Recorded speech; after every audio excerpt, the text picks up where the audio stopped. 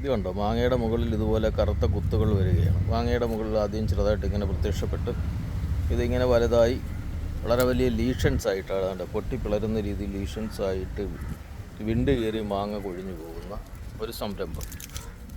ഇതുപോലെ മാങ്ങ ഈ രീതിയിലായിത്തീരും. വളർന്നു വരുംതോറും അത് വലുപ്പം കൂടി വരും. ഇങ്ങനെ കറയൊക്കെ ഇങ്ങനെ ഒലിച്ചു വരുന്ന രീതിയിലേക്ക് വരും. ഇത് നമ്മൾ പലരും വിചാരിക്കുന്നത് ശരിക്കും ഇത് ഏതെങ്കിലും ഇൻസെക്റ്റിൻ്റെ ആക്രമണമാണെന്നാണ് വിചാരിക്കുന്നത്. അതിനുവേണ്ടി കീടനാശിനിയൊക്കെ തളിച്ചു കൊടുക്കും. പക്ഷേ ഇത് ഇൻസെക്റ്റിൻ്റെ ആക്രമണമല്ല, ഇതൊരു ഫംഗസിൻ്റെ ആക്രമണമാണ്. ഫംഗസിൻ്റെ ആക്രമണം കൊണ്ട്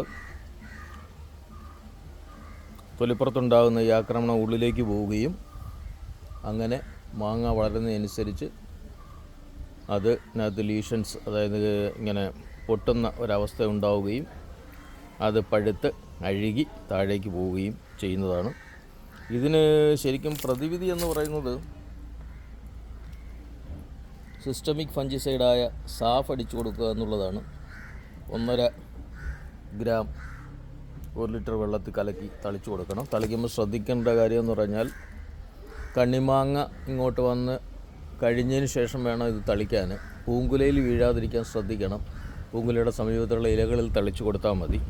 ഇതൊരു സിസ്റ്റമിക് ഫഞ്ചിസൈഡ് ആയതുകൊണ്ട് ചെടി വലിച്ചെടുത്ത് രോഗാണുക്കളുള്ള ഭാഗത്തേക്ക് എത്തിക്കുകയും ആ രോഗാണുക്കളെ നശിപ്പിക്കുകയും, അതായത് ഫംഗസിനെ നശിപ്പിക്കുകയും ചെയ്യും. ആ രീതി വേണം തളിക്കാൻ. പൂങ്കുല വിരിഞ്ഞു വരുന്ന പൂങ്കുലയിൽ തളിച്ചു കഴിഞ്ഞാൽ പരാഗണം നടക്കാതെ വരികയെന്ന് മാത്രമല്ല, പൂങ്കുലയൊക്കെ ഇതുപോലെ കരിഞ്ഞു പോവുകയും ചെയ്യും. അപ്പോൾ അത് പ്രത്യേകം ശ്രദ്ധിക്കുക. ശരിക്കും ഇതൊരു ആൾക്കാർ തെറ്റിദ്ധരിക്കാറുണ്ട്, ഫ്രൂട്ട് ഫ്ലൈയുടെ ആക്രമണമാണ് എന്ന് പറഞ്ഞിട്ട് തെറ്റിദ്ധരിക്കാറുണ്ട്. അവർ ട്രാപ്പൊക്കെ വെച്ച് പിടിച്ചിട്ടും മാങ്ങയിൽ ഇതുപോലെ കാണുന്നു എന്ന് പറയാറുണ്ട്. ശരിക്കും ഫ്രൂട്ട് ഫ്ലൈയുടെ ആക്രമണമല്ല, ഇതൊരു ഫംഗസാണ്.